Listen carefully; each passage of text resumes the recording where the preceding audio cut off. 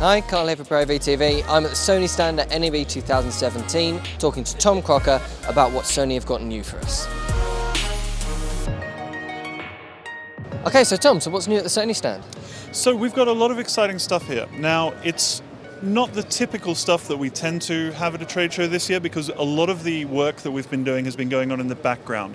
There have been some significant leaps forward in infrastructure systems like Media Backbone Hive, our production system, and XDcam Air, which is a really exciting system about making cameras into objects in the Internet of Things so that we can access their resources from anywhere. Now this sounds really complicated, but let's go into this in a bit more detail.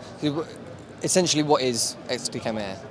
XDcam Air is a cloud service that we're launching. It launches in the States in June and it will be coming to Europe in September.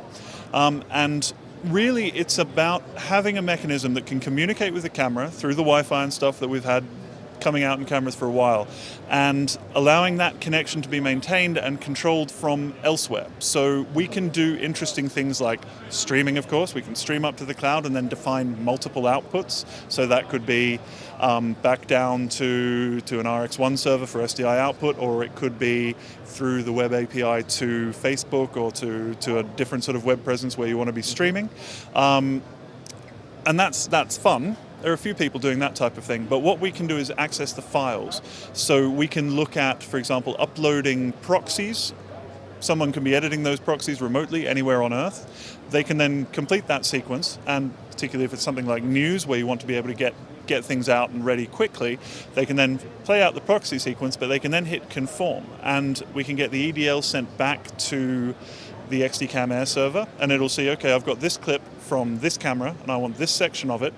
Send me that, and then look at all of the different clips from all of the different cameras that have been used and essentially remote conform while the operators are still out there filming the same event, or perhaps in the car on the way back. But in terms of stuff that needs a fast turnaround, it's incredibly compelling. Yeah, it's going to be absolutely incredible. And also just for things like remote review and approve workflows, being able to understand what's going on at a set you can't be on. There's a huge number of workflows when we start looking at the possibilities in these things.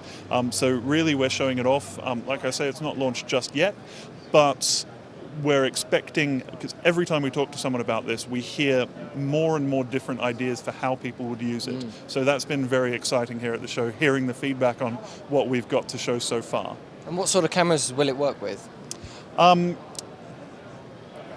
Ostensibly all of them, because we have a little box that can add a lot of this functionality to any camera with an SDI output.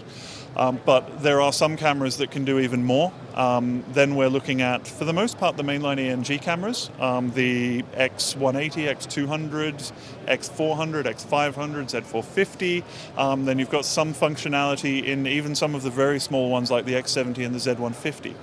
Yeah. We've also now, as of, and this segues very nicely, announced a full integration with the F5 and F55 in the version 9 version of their firmware. Okay. So that's another new bit developing on the cameras that we have, because the other thing is really a firmware message this year. F5 and 55 are now up to version 9, so they've changed fundamentally from the thing. If someone bought one in October 2012 when we launched it, they've gotten a lot of extra stuff out of that. And now, of course, it can be an IoT camera. The other significant improvement there is that for F55 users who are using the new AXS R7 recorder, so that we launched a few months back, and that gave 4K 120p. What it didn't give you was anything between 60p and 120. You could choose from 1 to 60 and then 120. We've now put in a number of other frame rates in between, not all of them, there's sort of 6 to 8 of them I think, sort of spread between 60 and 120, particularly for nature documentaries and things like that. That stuff's always filmed off speed, so being able to have that flexibility is fairly significant.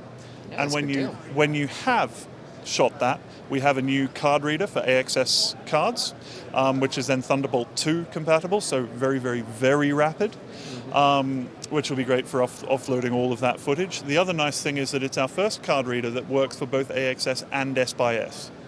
using. Oh, nice. So Okay. again, for those users who are shooting on that, you might well be doing your RAW or your XOCN offboard on the R7, but then having proxies, MPEG 250 proxies or XAVC proxies to work with as dailies, and they can now be offloaded using the same device.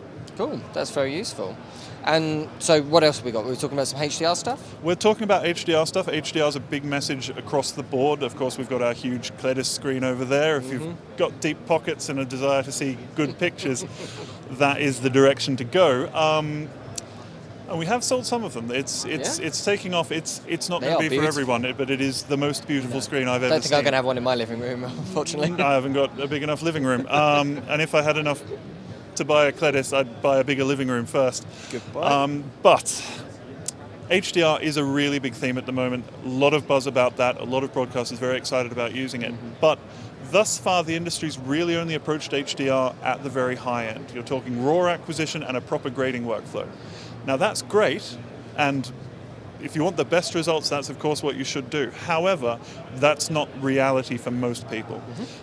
Really, you're looking at faster turnaround times. You don't have the budget for a grade, but if you want to create HDR footage, you now can. So we've included hybrid log gamma support as a free upgrade in the FS5 and in the Z150. So those are now completely ready. Of course, in the FS7 and the cameras above that, you've generally got LUT support, so you can do it that way. But in those two cameras, that's a really nice feature, and we've got some fantastic footage coming off of those, even in 4K. The sensors have been seeing more than the 6 to 8 stops we can look at in a 709 world anyway. So it seemed pretty much a no-brainer to make sure that we can use the camera to the full potential and not waste the extra stops that we're seeing. Not have to make some of those difficult decisions about cutting out your shadows or your highlights in order to fit into the tiny space. So it really opens up for the democratization of HDR. Exactly. As HDR moves forward, it's not just going to be, as you say, those big shows, No. the Amazons of the world, the Netflixes, that sort of people that are doing it.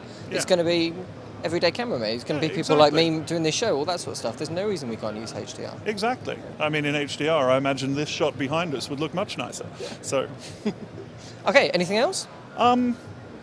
We've got the MTS 500 mixer, which is a nice little thing. We were showing that off at IBC, but that's built up a little bit now. A very simple 4-camera maximum little switcher, a very simple solution. Plug your cameras in, outputs, off you go. Small box for only a couple of grand. So that's been pretty busy. People have been looking at that. Of course, there's a lot of stuff going on, again, on the infrastructure side around IP Live and how we're working with that. 2110 compatibility and things like that. We're in all of those organizations now, so getting that message that we are playing as well as we can with others has been a significant part of the messaging at the show as well. Okay, thank you very much. No problem, my pleasure.